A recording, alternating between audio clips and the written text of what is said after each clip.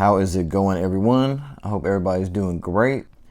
This week's been kind of hectic for me. My kids are out of school. We have the fair in town. For anyone that's from a small town in the South, you'll know what I'm talking about. It's kind of a big deal.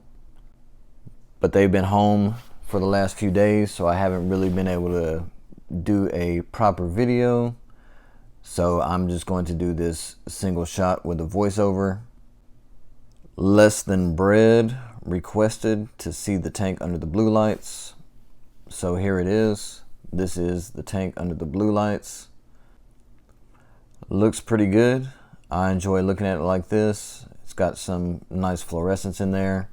This is the additional $13 lights that I have in there. Just a full blue spectrum just to get that nice black light looking effect. And that kind of brings up lighting in this tank. I do use the stock light. I've been getting comments about how there are better lights out there, how my tank could benefit from a better light, and I understand that.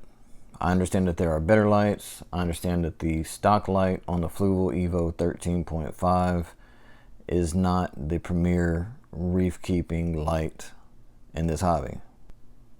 I know that there are better lights out there, several different options. This is a low-end light. I understand all that. But I'm not going to change this light. I bought this tank whenever I bought it as a beginner reef keeper. This is my first tank. I thought it looked cool. I like the lid. I like the all-in-one setup of the tank. So I went ahead and spent the $160 that it costs to get this tank. I'm working on a budget. I am a budget reef keeper. I don't have high-end money, so I'm making do with what I have. I saw no reason to buy a $160 tank, then go out and spend $200 on a light, along with another $50 or so on a DIY lid.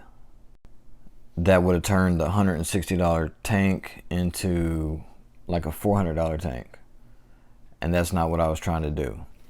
I seen a couple of other YouTubers that were using the stock light, mainly Corey Willard. His tank, when he had his Fluval Evo 13.5, I was really impressed with the tank. He was just running the stock light, water changes only. That was kind of my guide whenever I started this tank. So with that being said, I'm going to keep this light. I'm not going to change it. I see no reason for me to change it. I've achieved what I wanted to achieve, and that was just to make it through the first year, to grow coral, to keep my fish alive, to manage algae, and I've managed to do all that with the stock light. I understand that I could have better color with a more high-end light, but I'm okay with what I have. I'm not trying to compare my tank to anyone else's. I'm not trying to make it more than what it is. It's a Fluval Evo 13.5. This is an entry-level tank. I'm an entry-level reef keeper. And the other entry-level reef keepers, that's who I'm talking to. That is my target audience at this time. With all that being said, I have bought more high-end lights for my new tank to try it out. I like the plug-and-play factor of the old light, the stock light. I gotta stop saying stock light so much, I can't help it. But my new lights, the AI Hydra 32s, it's a little bit more difficult knowing the PAR, knowing the settings, the times, ramp up, ramp down, all of that. It's more complicated. But I am trying to advance in this hobby, so that's why I'm going on to the new light.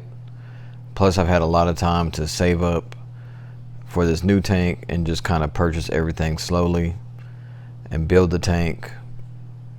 Now it's ready to go.